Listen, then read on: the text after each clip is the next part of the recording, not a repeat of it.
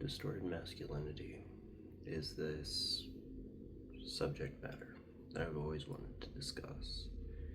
It's this unpacking, unfolding of what it actually means to be masculine at its core. Since it's such a hot topic to consider it to be important to know what it's like to be a man. But oftentimes, masculinity is obscured by roles you have to play, by how you're supposed to impact other people's lives and not necessarily your own life. This fuel that you get when you're being a provider rather than showing up and being just who you are often takes front and center. There's plenty of videos that understand and undergo historical evidence of what it means to be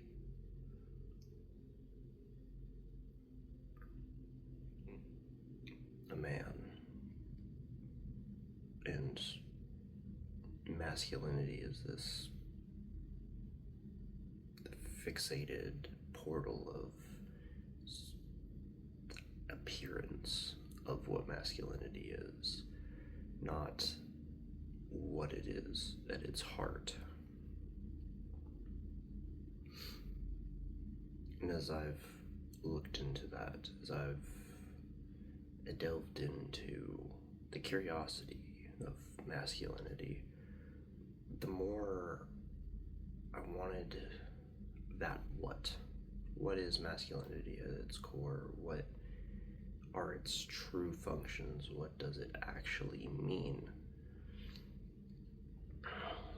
Not this very black and white translation of, well, it just means that you're a man or have manly features, whatever that is, whether it's muscles or firmness or steadfastness or these qualities that are just considered masculine. Even the modern ones where your jawline is just really nice. It's aesthetics, it's appearance, it's things that are just things, right? Your facial features can be altered in many different ways. Your physique can be altered or increased through health and fitness. But none of these things reach the avenue of what masculinity is. Instead, it's this continuation of productivity. You're a very productive looking individual, not you existing supports this ongoing way of existing. Say, a role model or somebody who speaks in front of crowds of people to inspire them to be better, to mature in a way that has nothing to do with productivity. Instead, it is things like getting well, getting fit, and all of these other things. However, that also comes with quite a few caveats, doesn't it? Because there's the relationship that I've seen men have at least twice. Insert, it's weird that it's happened twice here, because the relationship of, it's strange that it's happened twice, but it has shown me something very important, that even when somebody who was overweight, somebody who was very uncomfortable with themselves growing up, remains that insecure person on the inside, it doesn't matter how good they look. It doesn't matter how much money they make. It doesn't matter. It stops mattering even that they've increased their life by any marginable means, because to them they're still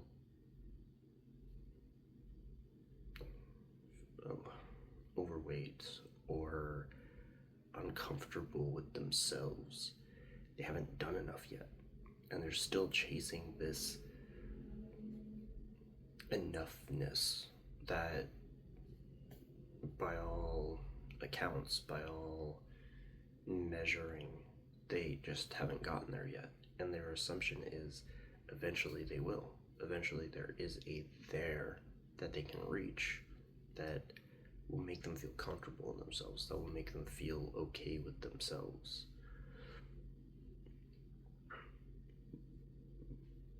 But that ability to outlie your own comfort, your existence, your presence, your ability to communicate effectively with your partner, all of these things are kind of like the symptoms of that distorted masculinity, because you're looking for something, you're trying to find something that doesn't exist outside of you.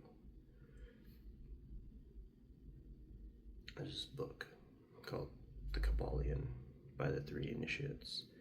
It's all about a kind of more formal relationship of finding spiritual meaning. In its first chapter, first page, it's more working to get under your skin to make you feel like the information that's in there might not serve you, because it's the whole pearls before swines thing, where if you gave a pig pearls, a literal pig pearls, they would likely eat it, chew it, or just step all over it and just abandon them altogether. And but the value of it, or the pricelessness of it, isn't there for them.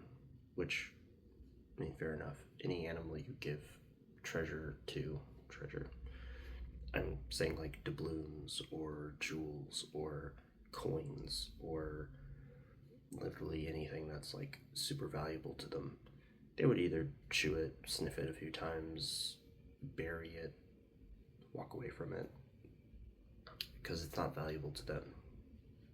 If you give them a treat, or if you give them something they like, that would make them much happier than receiving what we humans find precious. So, if those things are true, and if the value isn't there, then you wouldn't care. So, connecting with value, one of the values they kind of give are these principles. Universality, like it has like its own principles, it has its own laws. And one of them talks about mental gender. And the idea of mental gender is that when we're engaging our emotions, we're enacting a certain kind of vibrational tether to a being state. In this case, if you're being happy or if you're being sad, they are your giving state. They are what you are receptive to at the same time. So the dance of correlating or fixed emotional states. We don't necessarily have fixed emotional states, because you can go from being happy to sad, and which one was the actual reality. As long as you were sad, you saw things with a tinge of sadness always. It could be happy puppies and you're like, man, I wish I had a puppy. It could be happy, it's like, oh yeah, like I just got these shoes and they look really nice, and it comes with other happier thoughts. Same too with sadness. The twinge of sadness continues to generate sad thoughts. That's mental gender. The idea is that less positive and negative, it's more masculine and feminine, because there is no true negative,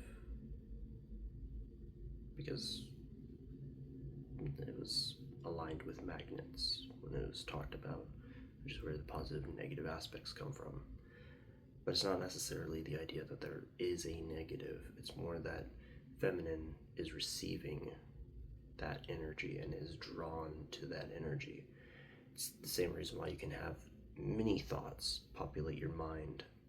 I'm somebody who doesn't necessarily always hear my thoughts, but unless I'm thinking to myself and I have inner thoughts. Same difference. I still am populated by thoughts because I'm in an emotional state. And when you're in that emotional state, you continue to propel yourself through this through line of different thinkings because they're supporting that emotion. They're giving you more of what you are receiving because you are giving it in the first place. So I'm going with the mental gender aspect of masculinity because it's a very clear what. It's a process of giving. It's a process of you giving energy to something. And, even through the process of reproduction, having sex, having children, that relationship is about giving, and the feminine receives. It's a very direct translation of that mental gender aspect being more physical, because that's how you bring creation into life. You give of yourself, and as a man, you give your seed, you give your energy, your essence, and the mother receives that essence. Whoever is going to bear your child, they receive your essence, they hold that essence, and the essence continues to grow because it's about receiving more so than anything at that point. The child receives energy from the mother. The child receives and gives back to the mother for cravings and sensations and all of these other things. There is a giving back. There's a receiving and a giving that becomes internalized until the child is fully born, fully created. Sounds like an idea, doesn't it? It sounds exactly how an incubation of taking something ethereal like a movie idea, a script idea, a writing idea, heck, even like if you play D&D or something that's more imagination based, you allow a seed in even then, and you give to that seed. You are constantly populating the idea, the concept, the imagined world that you live in. You constantly are creating. You're constantly giving to this essence that is there for you to create off of. There's something populating, and the ideas keep stirring, and you keep getting more. And for anyone who's ever tried, whether it be improv or something creative like D&D or LARPing or something that has to do with imagination and getting engaged in an idea, the idea gains more power the more you share it, doesn't it? It's almost like it's easy to keep the idea going once you've started.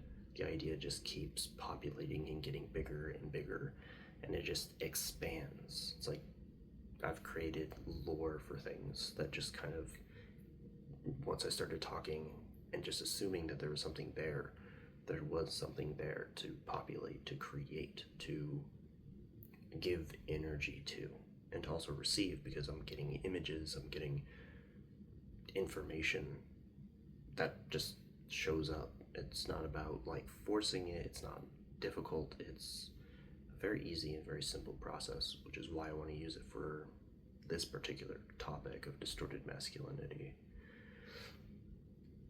and use this as masculine is giving. At its root, at its core, everything about it is the process of giving, because the relationship of being a giver makes a lot more sense, in that you are working with something tangible, because it's something that your body naturally does. As sexually diverse as masculinity, just as feminine as the sexual receptivity of human integration and human creation. We learn through our bodies, we learn how to be who we are through the existence, because all of it is intertwined. It's how we do things internally just as much as we do things externally. yes, there are other caveats and all of these breakthroughs in science, but I'm not using those in order to justify this anyway, because you still require the two different sexual components. Um, yeah, I'm still using the sexual components of masculine dynamics and feminine dynamics, what you are giving and what you are receiving. And when I look through the lens of distorted masculinity and what distorted masculinity is about, it's the relationship of and connection to how we not only define ourselves, but also how we connect with ourselves. And whether or not that lens of viewing is distorted, broken, or kind of useless. In this, I'm already coming from a place where distorted masculinity is a dysfunctional way of showing up. It is a way of showing up that is inherently biased. It's inherently looking through a lens of our difficulties, our struggles, and our problems, where we are just living out a circumstance of this is just how I was born, rather than this is something I have chosen to live my life as because it is the most potent. This is just a roll of the dice. This is the way that I have to be because society tells me. This is the way that I grew up because this is what was reflected to me when I was younger. All of these different excuses that I can use. And they're not here for that. I'm not here to engage with those. Because each time you engage in those kind of fallacies or short break thoughts, it's the ability to excuse your own behavior. And for me, that's the greatest weight of masculinity, specifically distorted masculinity, where you have no inherent role, your purpose is basically muddy, and you have no real agency unto yourself. And this comes with many different properties. And those many different properties go from loyalty to an assertive masculine figure to I can't really even understand what's happening. Completely lost, completely confused, and have no idea what it really means to be who I am, or what it means to show up as who I am. Because with the inherent nature of a what, that masculinity is the base of giving. It is a central device or ability or power to give. Then masculinity does have a fundamental nature that exists. And because it has a fundamental nature, it can become more than what it's usually reported as. Because provider and giver, two different things.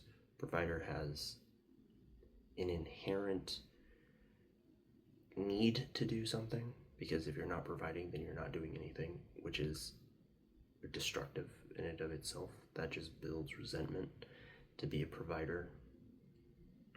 And anybody can see that that relationship just doesn't work. We've had many generations of women have autonomy away from us. We need autonomy over them, trying to fit the provider role. There are plenty of people that I've met who've hit that brick wall, men of course, where they did all the things they thought they had to do in order to achieve that provider role, just for it to not end well, just for them to end up getting divorced, having kids, but like not really being there in a capacity that wasn't just them trying to fulfill their own needs over really being present and giving to their family, because they found giving of themselves to their family very difficult or challenging or just not something that they could find them in themselves to give readily. Because it always had to be in this provider role. If I'm, if I put a roof over your head, you should be, happy. If I'm providing the food, you should be happy. If I'm providing stability, you should be happy.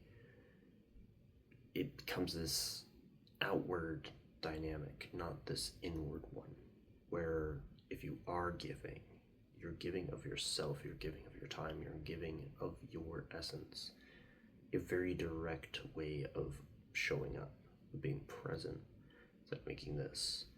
It's a way of me giving in order to produce, create something that I myself am interested in. And therefore, I'm going to invest my energy into it. I'm going to receive information, and I'm going to give that information. That relationship becomes something powerful because I'm the one who's choosing it. There's a massive difference if you choose a masculinity that is giving inherently over one that is a provider. Because you can even tell the difference, right? I have to do these things. If I don't do these things, they're going to need something else.